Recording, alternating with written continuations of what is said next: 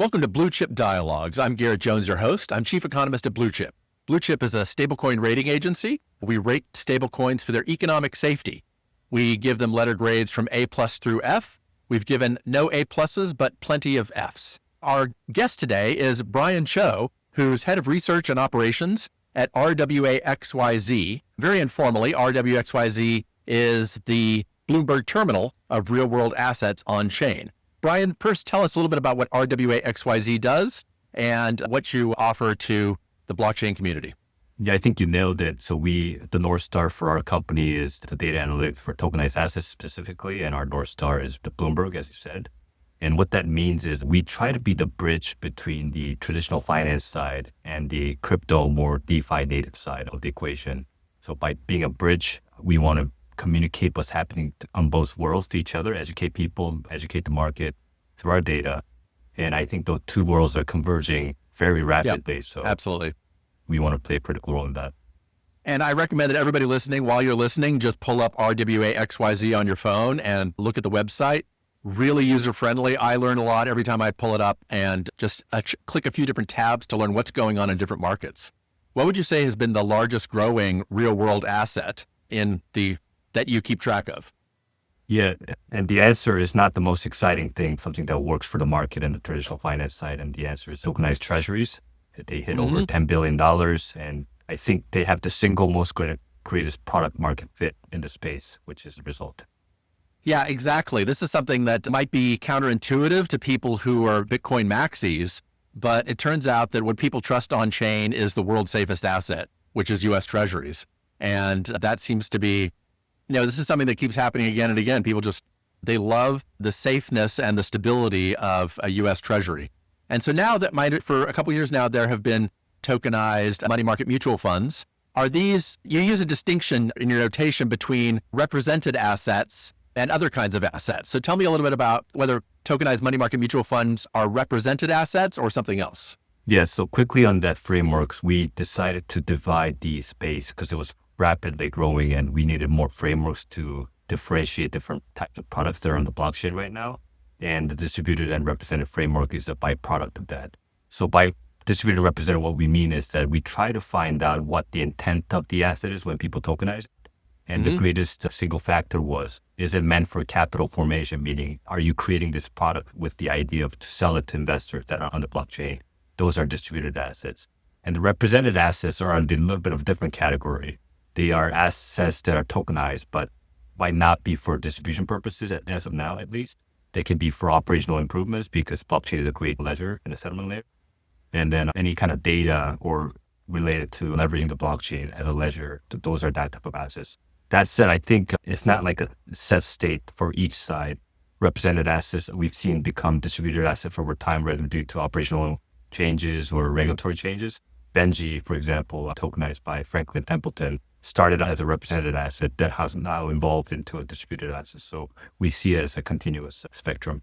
So represented assets are basically just being presented on the blockchain for reporting purposes so people can publicly see, oh, there's this asset out there, but they can't really be traded, at least in a normal way. Is that right? Correct. I think the criteria we look for is, can the tokens be transferred peer-to-peer? Obviously, whitelist comes into play for a lot of tokenized assets. And number two criteria is, can the users take that token outside of the issuing platform? Because if you can do that, kind of tells you that the product is ready for distribution, not just to be used on a platform.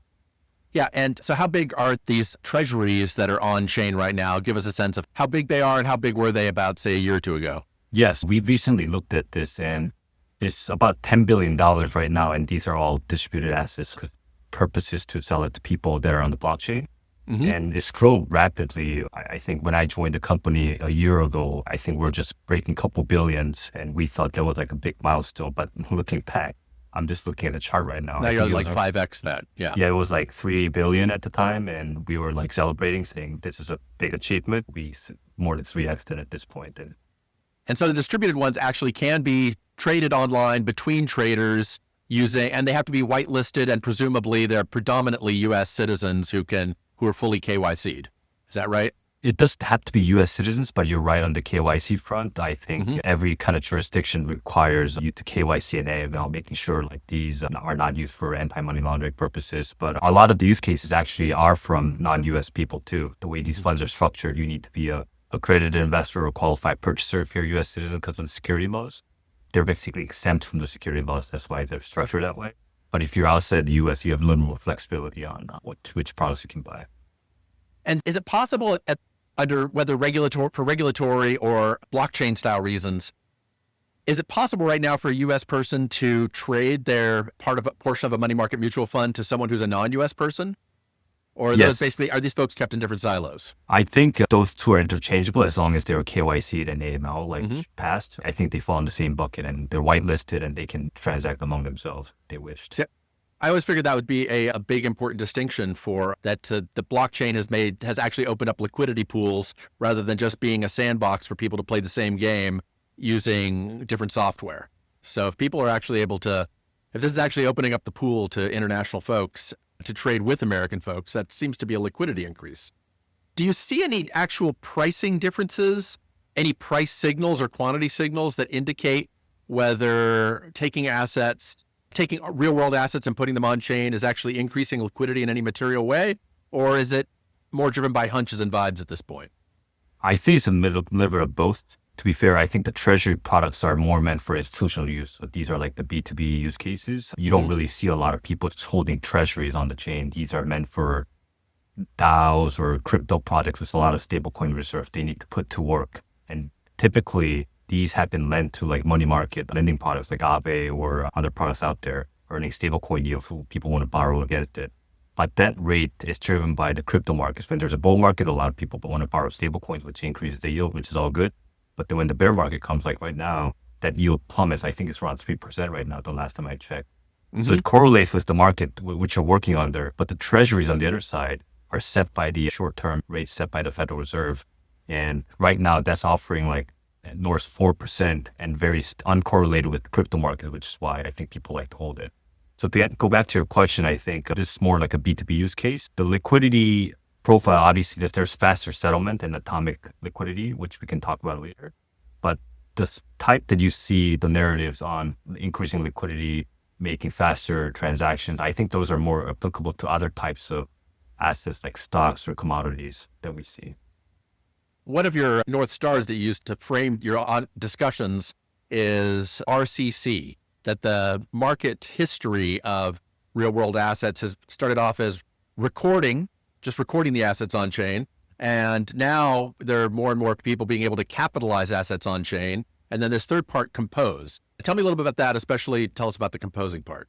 Yeah, I think we developed this as we were expanding on the representative versus distributed, because what we do a lot of times is explain this story to people that are non-crypto native. So institutional asset managers or financial institutions that are trying to get their feet wet.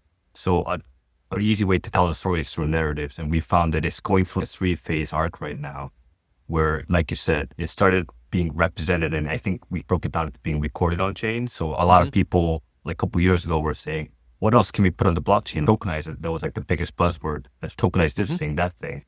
But people found out quickly that just tokenizing something doesn't materially increase the liquidity by itself. And so now it moves on to the next phase, which I think is after record, is being capitalized basically. So these are the money market products that we saw, and they actually saw a use case on the blockchain where people are investing their money into this product on the blockchain, not on the off-chain, because of there's a special type of capital that currently lives in the blockchain right now. And there's a product market fit. So these are being capitalized, meaning like people are buying into it. I think now we're at the front end of the third arc, which I think I like to call it compose. Basically, treasuries were okay because they're very liquid products on their own and they can be redeemed in one T+1 basically. But as we get into like private credit and more structured products that fundamentally are not atomically settled within the blockchain, we have found that the products need to be engineered a little bit differently. And number two, they need to be integrated with a lot of the DeFi infrastructure that the industry has built over the years. Unless you have the plumbings connected, it's not just going to be a genie in a bottle where you can just say, hey, I want to sell these products, let's sell it. You need these infrastructures to make that happen. In other words, these money market mutual funds, treasuries, some of these simple products, you just drop them on chain and it turns out that they actually can be funded on chain, capitalized on chain. So walk me through this. I think I know how this works for simple cases. Can I just, if I have a bunch of USDC, can I use that to buy a money market mutual fund online? Is that practical? Even if it's not for me, if even it has to be an institutional person, is that what folks in principle can do?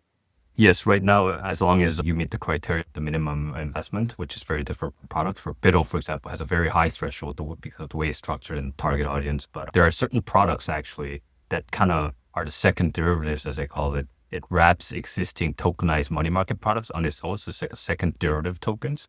Mm-hmm. Those are more freely flowing and more DeFi compatible and more compatible with lower minimum investments. Mm-hmm. That you and I could just have like maybe $100 on USDC and then buy it from the issuers directly. So yes. And those products, these second derivatives, as you call them, are they still legally connected to the original asset, or are they just legally connected to the original asset? I think that's where it gets a little bit more difficult. Yes, there's a claim on it, but you have a very indirect claim on it. So think of it as like a fund of fund in a traditional finance sense, where you're an investor of a fund that invests into another fund, which invests into a more actual product. So you have an indirect claim against it, but it's just like a magic money where you have some kind of like dotted line. You do have control over it. So in these cases, are these typically set up in such a way that DeFi protocols take care of all the work? Or if something goes wrong, can I actually call up a lawyer and make sure that that I actually get the money that I think I invested? That's the beauty and the curse of the blockchain, I think. It was meant to replace all the legal and structures and frameworks we have and are documented in the real world, as we call it. But these blockchains don't need that. As long as smart contract is set and the parameters are determined, it auto executes. There's no post judgment or anything. But that said, I think that's why a lot of people are waiting on the regulatory clarity. When people keep talking about regulatory clarity, and what that means is when something goes to lawsuit, what is the framework that'll say, okay, you own the piece of this token, so that means you legally have a right to the underlying asset. I don't think that's like very specifically defined yet, at least in the US, which is what a lot of people are waiting for. So second derivatives are still in a legal gray area at the moment, but there are second derivatives for actual first assets that are regulated or at least legally conventional funds. Correct. Is that a safe summary? Yeah. Okay. And so this third part, compose, where you're talking about how when we go beyond mere capitalization to compose assets, what are the big barriers what are the hardest parts to compose when creating an RWA for someone? Yeah, I think that's a great question. And we recently wrote a piece called a allocation bulge primer, and it was really meant for institutional asset managers that are trying to get into space, and they've heard the buzzword called vaults all over the place, but they don't exactly understand what it is. And so simply put, these assets need to be structured in a way that they have more atomic liquidity and a redemption sleeve, because the type of capital that's already on the blockchain is looking for very fast transactions. So if you think about a typical stablecoin investor, they're looking to move around their money as quickly as possible, depending on the market conditions, because the arbitrages exist in different places, in different pockets, and they ship very quickly. So if you just put a tokenized private credit on the blockchain with a 90-day redemption period that you can redeem with the fund issuer, for example, no one's going to wait around 90 days to buy this product. That's a big risk for them, that duration, even though it's counterintuitive for a lot of the traditional finance people. So some of the products that have been successful, like MF1, we highlighted in that article, have an atomic liquidity sleeve built into it. So 10% of the proceeds that are going into a fund product, basically a private fund product, is structured that they hold the tokenized treasury bills that we talked, which can be redeemed more quickly, almost like a stable coin. And the other 90% has the exposure to the underlying fund. I think that was like a very new concept. I can see a lot of different issuers trying to mimic the variation of this structure. So how expensive is it to basically keep 10% really liquid? Is this a simple story where they're basically keeping the 10% in something like stable coins or something very close to a stable coin? Yeah, so you're sort of losing out on return because 10% isn't invested at the highest rate? Correct. There is a little bit of a cash drag, but at the same time, I think that's a trade-off you need to make this work. So basically, this is a version of, we're reinventing banks, right? There's some long-term assets that you're investing in, but we need to keep some short-term, very liquid assets around in case people show up to the bank and want to pull money out. Yeah, I think that asset liability match is very interesting. Like a lot of people talk about that in the industry. And what traditional finance people need to understand is the liability side, which are the people like giving you the money. And in this case are very short-term minded, which, Yeah. when you have a longer duration asset, you need to figure out a way to match that problem. Is this a case where the cliche is true that the crypto folks really are short-term minded, even more so than other investors? And so there's this greater demand for short-term liquidity? I think it boils down to where we are in the industry. This is just my personal take, is because Yeah. we're early. We keep saying we're early, but in the grand spectrum of things, we're early in a sense that a lot of people on here are just looking for arbitrages that are happening because the market is not fully efficient yet. But I assume as we progress and build more things and the industry matures with more players coming in, there will be more longer duration capital that are showing up that can take advantage of these things. So I hope to see that in the next few years, but we're quite not there yet, at least as of now. One of the cliches for the world of blockchain finance is that these markets will be open 24/7, often treated as a blessing because we can do settlement and all kinds of transactions 24/7. Will the rise of on-chain real-world assets, and particularly these kinds of funds, does this mean we're also going to be having 24/7 bank runs now?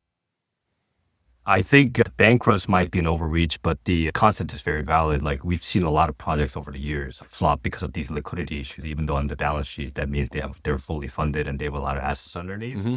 If they're not able to manage this carefully, I think, yes, you could see a bank run like scenario where people want to redeem their money, but they're stuck and the value is not there. I think that all recently happened on the credit side too, on chain with the stream. And in your blog post on allocation vaults, which I recommend to everyone, you talk about the power of smart contracts to run these things. Can smart contracts basically do automated trading to create this liquidity at this point in time? Or is this sort of a future feature you think people will be adding? Yeah, I think the current thinking on creating these secondary markets are twofold. Like they can work with a market maker, for example, to make this happen. Or you can engineer some of that directly into the product because using market makers, it's very expensive, as I understand it. And there are ways I think people will do both. Like you said, some will be like smart contract driven or working with a market maker directly, but some will be kind of structured within the product itself. And to ask an AI question, over the last few months, have you seen a rise in basically automated agent-based trading or things that are signals of automated agents engaged in trading in a sophisticated way that's not just old-fashioned software trades? I personally will be lying if I said I've seen it, but doesn't mean that doesn't exist because that's primarily not where I've been focused on. But stable coins, I think it's clear that it makes it easier for agents to execute on-chain rather than going to traditional rails. So I wouldn't be surprised if there are firms that are using this strategy to help them find arbitrages and basically execute through smart codes. Yeah.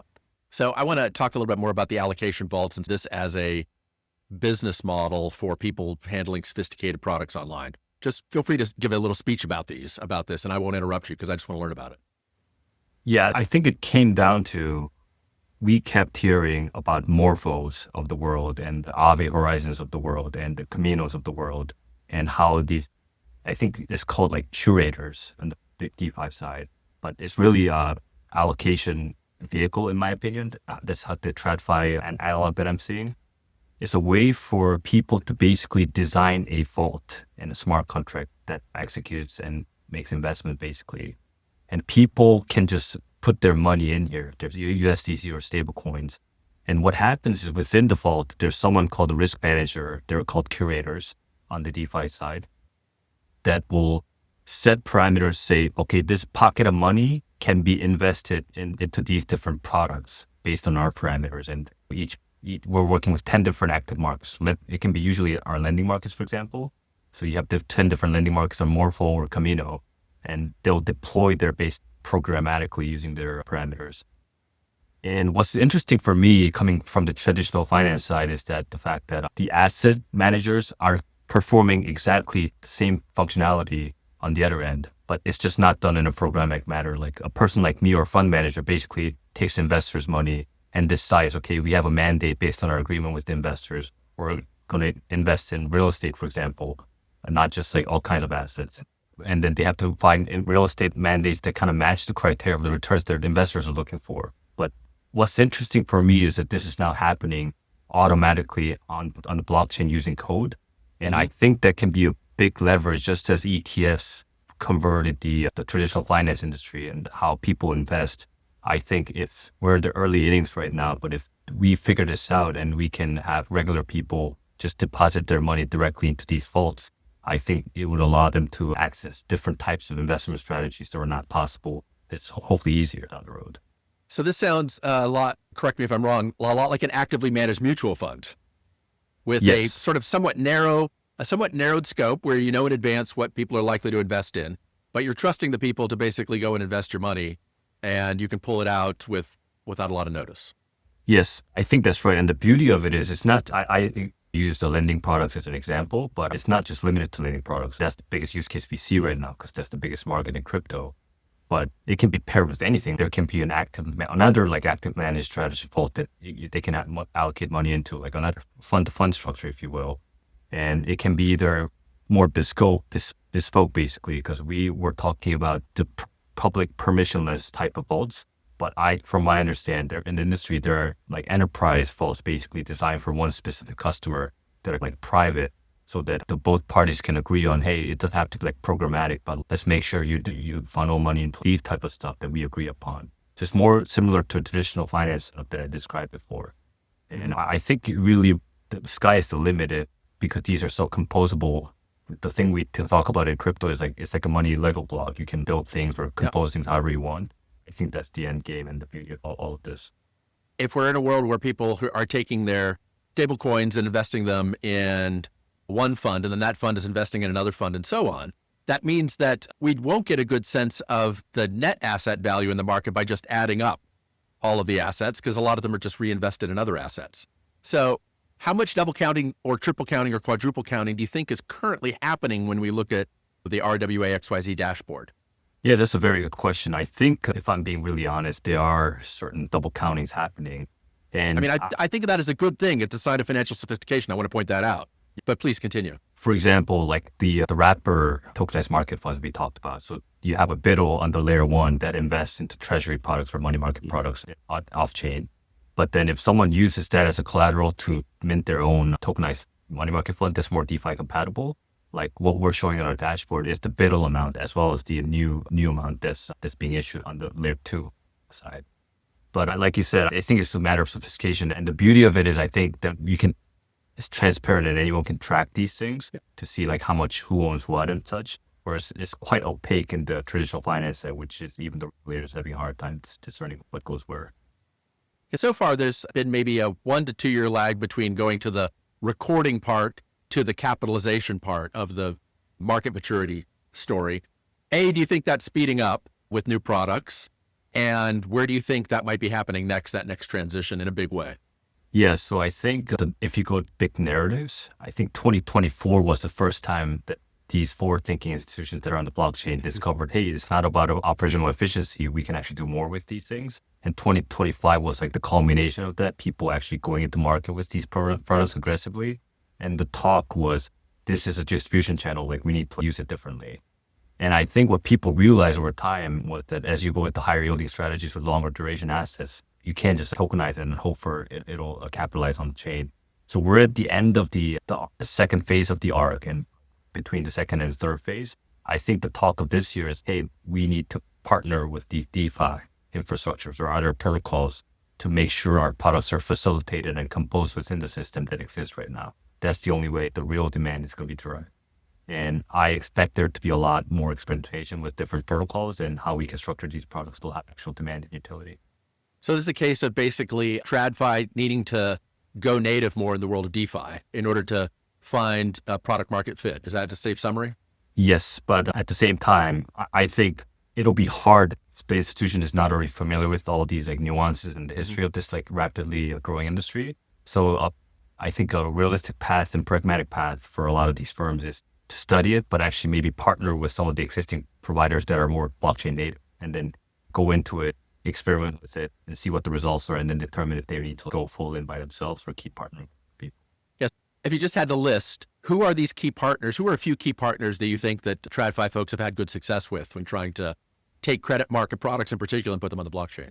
Yeah, I think I think there's 3 key players here, basically. First of all, you need a tokenization partner if you don't have the capability in-house. So you need to find good tokenization platforms like Securitize or Midas or Mm-hmm. Ondo and any of the other players that are very established in the market right now. And then they're the people who guide you on like what the market trends are, what regulatory frameworks you need to use, and keep them up to date on what needs to be done on the structuring side. And the next piece is the lending protocols, I think, and institutions surprisingly know a lot about the DeFi, especially the big ones like Aave and Mm-hmm. Morpho and Camino for sure. And there are other ones out there that I haven't named. So working how these ecosystems work, what are the similarities with the TradFi analog, basically, and understanding them. And that these guys are very open to tokenized assets. And a lot more that are not in the tokenized asset space. They're just dealing with crypto assets or rapidly exploring into this space. So I think the interest is definitely there. But the third key piece, in my opinion, are these risk managers that are called curators. Mm-hmm. You need to be partnered with the right person because ultimately they're the ones who are underwriting your assets to be part of their allocation vault. Mm-hmm. These guys are the ones that will be deploying actual liquidity into you, and they all have good relationships with all these parties that are mentioned in the ecosystem. So they'll be like your Sherpa guiding you through this new world out here. Yeah. That's what I wanted to hear about is these risk manager or what you call curator types, because it seems like people in TradFi have learned enough about the infrastructure to know the very basics, but that's different from knowing how your product is really going to work in the real world. So what are some folks who are, or firms that have some expertise in what you call curating? Yeah, so in my article, I highlighted Steakhouse because they had the MF1 product that they brought with Fastenara and Midas as a partner, and they integrate with Morpho platform. And then they also have done a partnership with Coinbase, where Coinbase deposits get funneled into these Steakhouse curated allocation vaults. And then that money sort of funnels down into the actual lending markets where the yields are being generated. Another big player is Gauntlet. Obviously, they're really big in the space. They do a lot of different tokenized assets and stablecoin strategies. And the most interesting thing for me was Bitwise Investments. They actually announced that they are going to be a curator on the Morpho platform. I don't think they have launched anything as of yet. They've announced it back in January. So it's like a first instance of a traditional financial institution actually trying to become this risk manager on the blockchain. And Bitwise obviously is a little bit more ahead of the other financial institutions. They have been launching products in this space for a long time. This will be like an interesting case study for people to see how much success they'll have and what kind of strategic decisions they'll make. Great. And so I want to ask a little bit to turn to corporate bonds, secured loans, things that aren't just treasuries. Like what's their market size overall compared to treasuries right now? Where are you seeing product market fit? And in particular, are international folks has this market internationalized the way the treasury one has? Yeah, so that's very interesting. Right now, we call it the non-US government debt on our site. So we try to separate the US treasuries from like these other types of sovereign debt, basically. And then we also have a separate corporate bonds section, which is more for like private institutions issuing bonds, publicly traded bonds, basically on the blockchain.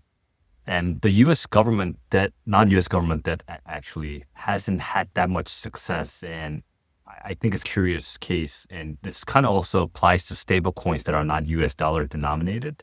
Because when you have a one platform and a ledger and an accessible market that's open to everybody in the world, I think we're seeing a little bit of a convergence where everyone wants to trade in one currency and buy one currency denominated asset, which happens to be US dollar. That is exceptionally boring to hear, actually. One would have hoped that the blockchain would give people so many options that we'd get some real financial diversity up here. And people aren't trading in basically Japanese bonds or German bonds or French bonds.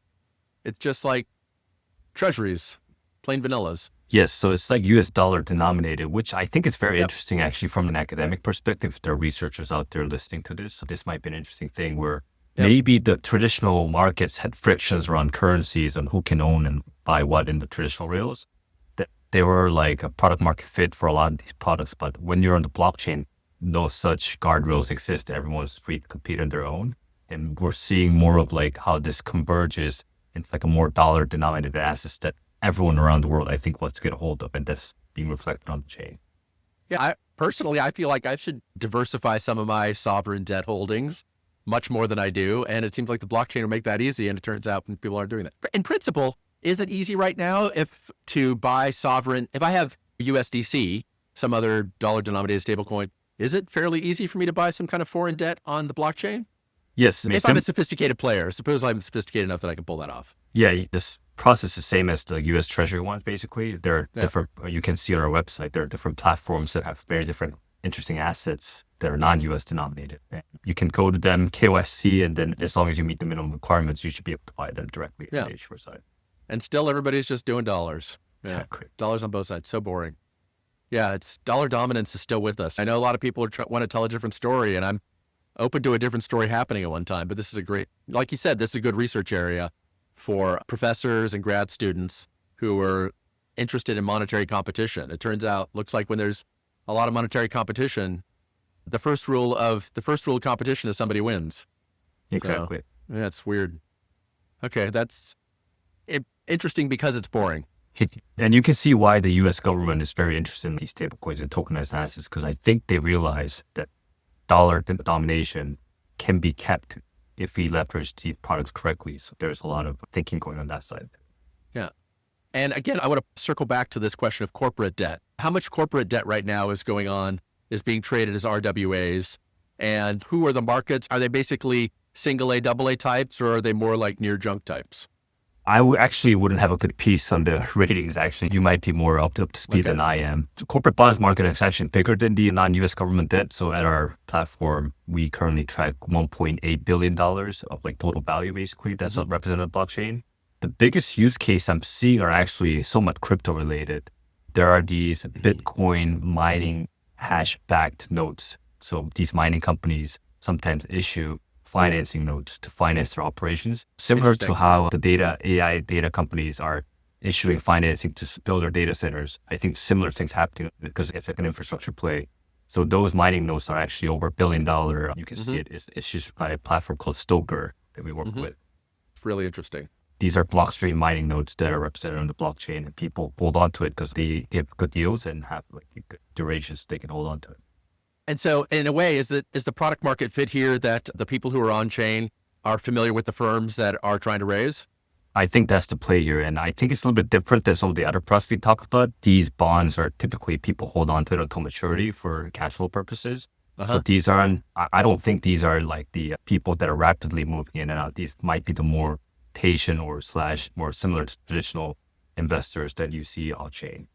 So it's an exception to the blockchain rule that people who are investing in Bitcoin mining are willing to hold until maturity. Correct. And I guess the other problem is these assets don't really have an active secondary markets. I know like different players are trying to create that, but it's like a cold start problem. How do you start a market that doesn't exist without throwing your money down the drain? So you're using the term notes. Is that a signal of the duration of these maturities? Or is it just, what's the duration in other words? I forget exactly, but they're multi-year notes basically. It's not like a one-year note that's structured. Okay. Yeah, of course, in the treasury world, we use notes for medium term, often durations. That's fascinating. And are there other secured loans? I've seen secured loans come up and receivables get mentioned in the world of RWAs. Those are a little more complicated. What are they looking? And are they basically mostly Bitcoin mining related stuff, like the one you mentioned? No, it's actually different, and we called it private credit because it's like a catch-all for anything not like a corporate bond or a government debt, basically. And the most use cases are, like you said, the receivables. And I think it's because of two reasons. First of all, like these are very easy to finance, like any receivable loans. It basically means like someone owes you money within a 30 to 60 day duration, and you're like tokenizing that and saying, okay, you on the other hand can invest into like product that has exposure to these. Whenever people make payments, whether it's like retail or institutions, that money will flow into the investor too. And I think people like that because of the short duration, like they talked about. The worst thing that blockchain and on-chain investors fear is getting stuck with an asset they have to hold for a very long time until they get their money back. So receivables itself, because of the way it's structured and the reference underlying, it should resolve itself. Finish up quickly, Correct, exactly. Yeah. And so when one is looking at RWA.xyz's data, how are you grabbing the data? How do you double check? What are the failure modes that you at RWA.xyz have to keep track of to make sure that your data are always up to snuff? Yeah, very good question. And this is something that I wrestle with too, because I also lead the listing operations at RWA.xyz with my teammates. And what this means is we actually get all our data through an issuer directly. So Securitize and BlackRock put their BUIDL on chain. We went to Securitize and got all of the data, all the underlying fund documents. We diligence that to make sure what they say is true on the document, legal representation side. And also for us to understand how the product structure so we can actually represent them correctly on our website. And then we also receive any kind of yield or pricing data from them. For BitOS, like pegged to a dollar, but there are assets like on those stock products or other centrifuge private credit products, for example, that have NAVs that are fluctuating depending on the interest accrued or market conditions. We get those data directly from the issuers or the platforms themselves. So we pride ourselves on that. We keep intending to do this. It's not like we scrape the data from some like public source somewhere. Obviously, blockchain side, the transaction data are sourced from the chains themselves. Let the reference data and market data come directly. So it's a mix of basically taking data off the blockchain and actually doing it the old-fashioned way and talking to actual companies that represent to you their claims. Correct. And then I think what the biggest bottleneck is, and I know a lot of people reach out to us to list their assets, and I sometimes feel bad because we can't process everything at the same time because we're a small team. And number two, we want to make sure we do like the minimum amount of diligence to satisfy our institutional crowd. I think data integrity is one of the most important things we pride ourselves on, and our reputation hinges on this. I want to make sure for putting something on our data platform that it's a kosher asset and it checks all the boxes that we have. Yeah. And if I'm going to give you a chance to brag a little bit here, tell us about some of the great people who are using RWA.xyz on a regular basis as a part of their data platform. Yeah, I think that's been the biggest surprise from my end throughout 2025. In the beginning, when I joined, obviously there were like big users like from the crypto side and the companies like Galaxies of the world and different various Coinbases of the world, different crypto companies and projects that are using our site. But as we got into the later half of the 2025 and especially early this year, we've seen significant demand on the data usage from traditional financial institutions. Now, I can't name some of these institutions, but just to give you an idea, like these are like big financial banks, investment banks, and their digital asset teams, as well as a lot of the asset managers, like traditional asset managers. A lot of them, like you see their assets represented on our data on our platform. They're the ones who are using our data through APIs or like per subscription and trying to figure out, get a pulse on the market and also use the data to power some of their other products that they're building. And not only that, there's also a lot of demand from like institutional media side, like Forbes, the Reuters of the world, Wall Street journals. I've seen a lot of them reach out whenever they have a story, they want to get the data and hear some market commentary from us. And lastly, a lot of professional services and government regulatory agencies. That has been the most surprising part for me, is directly hearing from those people what they're working on, what their concerns are, and how our data can satisfy their goals. That's honestly the best part of my job. Yeah, congratulations on that. It's a sign that the market's maturing, but also people are being prudent in who they're deciding who they source their data from, right? Yeah. These grown-up players have to be cautious, and glad to see them choosing wisely.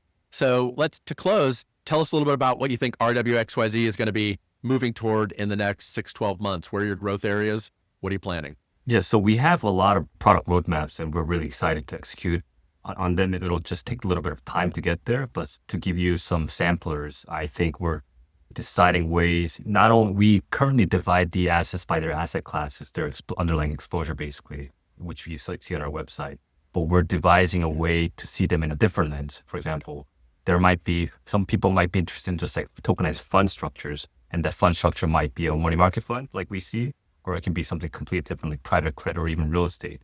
We want to structure our data so there's like a matrix of like asset exposures, which we have right now, versus an asset structure. So you can commingle them or categorize them as you see fit.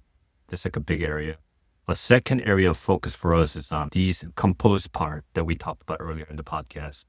We want to showcase how these assets are being actually used in lending markets or different secondary markets that are existing on the blockchain, and putting that in a very UI friendly manner that people can use and track. That's one of our goals here. The world just needs better and clearer data, and you've been providing it so far. So our guest today has been Bryan Choe. He's head of research and operations at RWA.xyz. Please go check out their website and check it regularly to learn great data on what's going on in the world of real world assets. Thanks very much for being here, Bryan.